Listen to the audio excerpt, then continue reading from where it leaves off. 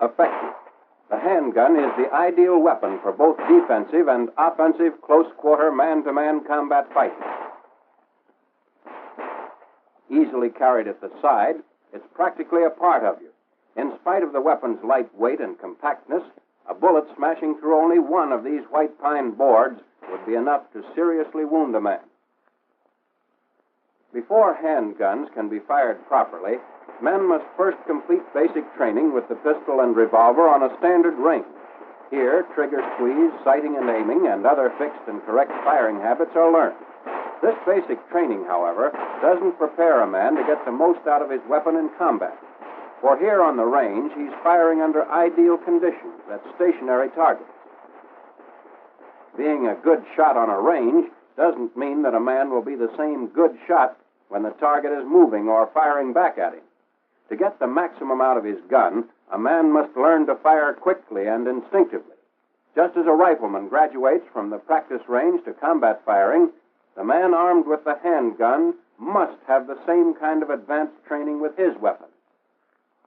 A course in combat or practical firing has been designed to give that needed advanced training. As in this demonstration, men learn to shoot quickly and accurately from any one of the three basic firing positions. From the prone position, they learn to score hits on a pair of bobbing targets at over 50 yards. Moving up to 25 yards and assuming the kneeling position, they'll be able to do the same thing. In combat firing, a two-shot burst gives a dispersion of 6 to 8 inches on the target, assuring at least one hit. When a moment's delay may cost a life, combat firing trains men to fire instinctively from the standing position, pointing the gun as if it were a finger. To change the direction of fire quickly while at a standstill, just pivot on either foot.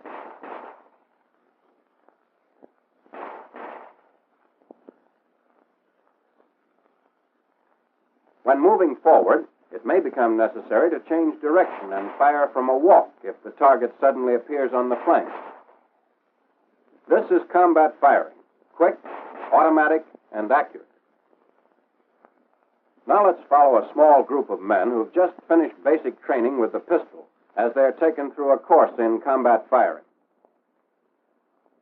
Safety precautions apply here, too. The first thing you always do is inspect and clear your piece. When that's been done, you're ready to proceed. One of the most important things in combat firing is the correct grip on the gun stock, so we'll take that up first. Fit the pistol in the crotch of the hand and take a firm, tight grip on the weapon. The barrel should be in direct alignment with the forearm, so if you pointed your finger instead of the gun, it would be right on the target.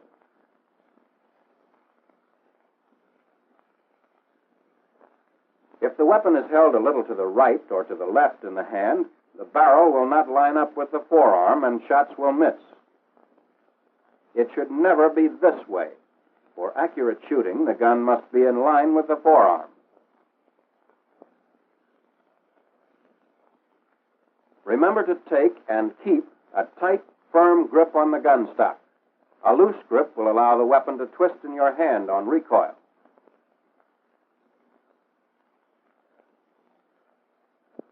Keep practicing this rigid grip until it's done automatically. That's the way you'll have to do it when it really counts. Your use of handguns probably won't be limited to the pistol. Let's have a look at one of the revolvers used by the Army.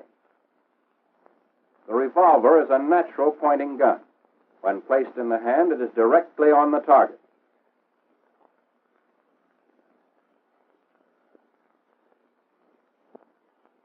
The pistol, however, due to its stock design, requires a slight upward cocking of the wrist to bring it in line with the target. After a little practice, this adjustment will become instinctive. Greater accuracy with either the pistol or the revolver can be obtained by using a two-handed grip. Simply hold the gun firmly with the right hand. Place the butt in the palm of the left hand and close the fingers around it. The two-handed grip can also be reversed for left-handed shooters. In such cases, the gun is held in the left hand and the right hand serves as the support. The two-handed grip is used in both the prone and kneeling positions. It provides a very comfortable, steady shooting platform and will give the maximum number of hits on the target. Now let's watch these men as they practice. The mistakes they make are natural, and you can profit by their errors. Later, there will be several other opportunities to apply the two-handed grip in the prone and kneeling positions. After the one- and two-handed grips have been mastered, the group is introduced to the three basic firing positions. First, prone. Although it takes the longest to assume, it's the steadiest to fire from. And in this position, the body presents the smallest target to the enemy. As prone is best of the three basic firing positions for steady and accurate long-range firing, it should be practiced until it can be assumed quickly and easily. There's no set or definite way to get into it as to body angle, legs, or heels. Just lie as flat as the terrain will permit with the gun extended. When in the prone position, additional time should be spent practicing the two-handed grip. For if the gun is not held correctly, you won't hit the target no matter how steady the firing position. When your instructor is satisfied with your proficiency in the basic prone position, he may allow you to practice more spectacular maneuvers. A neat trick is rolling out of place and into better cover after each burst of shots. This serves to confuse the enemy and keeps him from guessing your location. The second basic position in combat firing is kneeling. Like prone, kneeling offers a relatively small target and at the same time is very steady. It's easy to get into. Just drop down on one knee and extend the gun. You can fire while down on either knee as long as you're well balanced.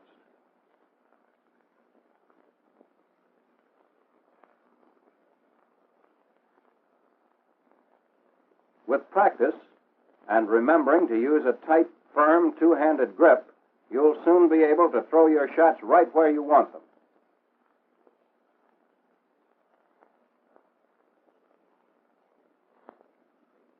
It's a good idea to alternate knees, for in combat, the terrain and cover will decide which one will be best to use. Learn every movement so it can be done smoothly and promptly without having to think about it. Now for the standing or point firing position. Place the feet in a natural position, ready to move in any direction. Face the target, knees flexed, with the trunk bent slightly forward in a crouch. Hold the arm straight, with the wrist and elbow locked. Then, using the shoulder as a pivot point, raise the gun to eye level. In the point firing position, do not use the gun sight. Fire instinctively, point blank, in the general direction of the target. When not actually firing, the gun should be carried in the ready position, slightly extended and centered between the knees at about a 45-degree angle from the body.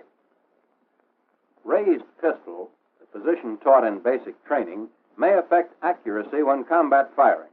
As the gun is pushed forward and the arm reaches full extension, the force of the shove causes the wrist to snap and the muzzle of the gun drops. Shooting from the hip may look good, but it isn't practical for combat. The main reason is that you can't see whether your gun is on the target in that position. Then, too, if you lock your elbow to form a 90-degree angle between the forearm and the upper arm, you're off balance when you shoot at high targets.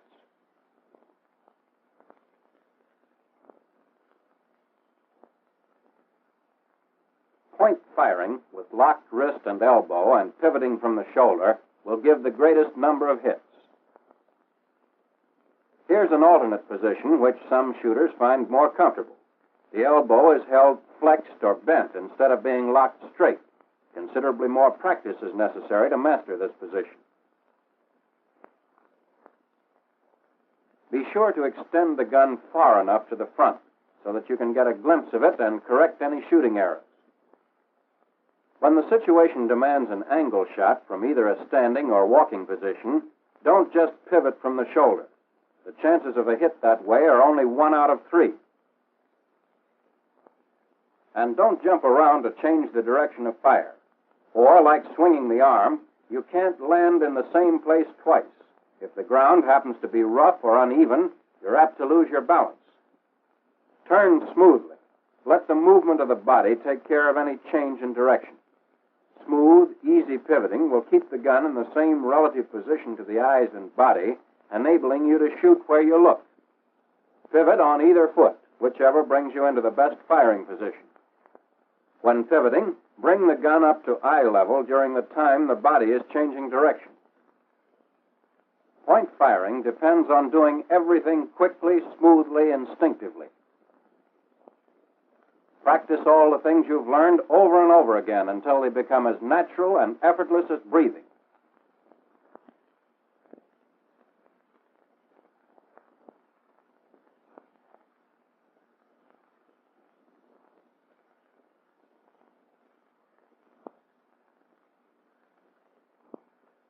Now let's see how these same men will do with live ammunition. Remember that these are the first rounds they've fired since completing the basic firing course. In order that hits may be more easily seen, tracer ammunition is being used.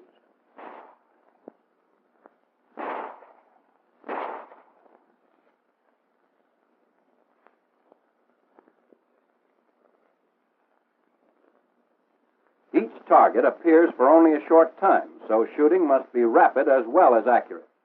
A burst of 2 shots assures at least 1 hit.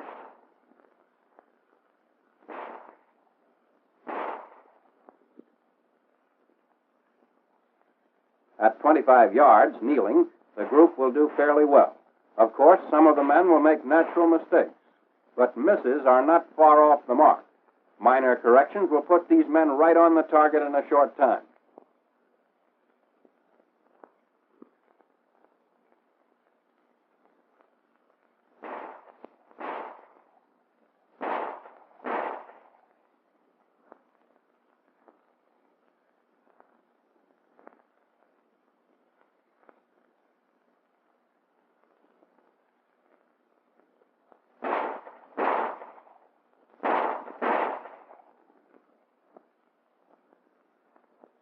With point firing, it's best to start close to the target and work gradually back as speed and accuracy increase. Watch this next man. After firing at the first target, he'll relax and change his grip on the gun, missing the second target completely.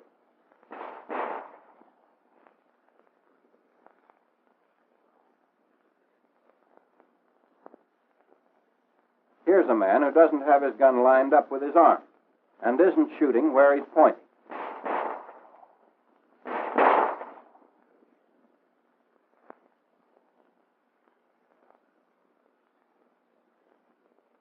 This man, however, is using a tight grip and has the gun aligned with his forearm. Result, hits.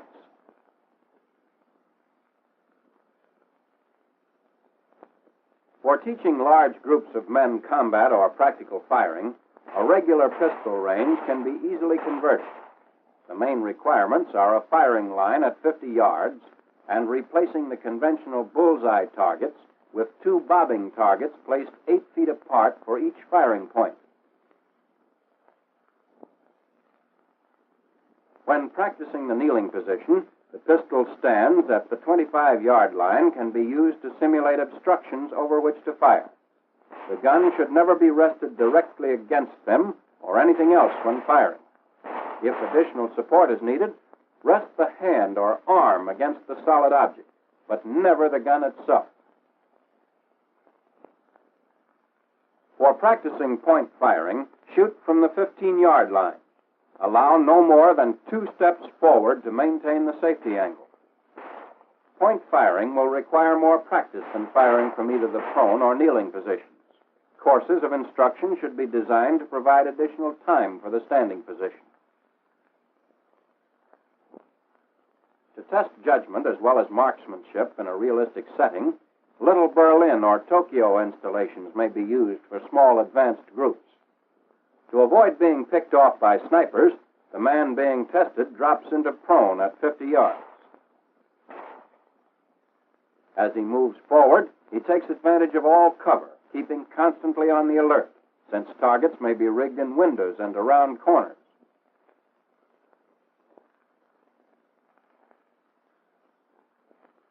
At 25 yards, the situation calls for the kneeling position.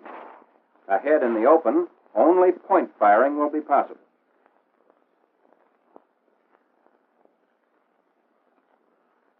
This is combat firing, quick, instinctive, the kind of training that can mean the difference between his life and yours.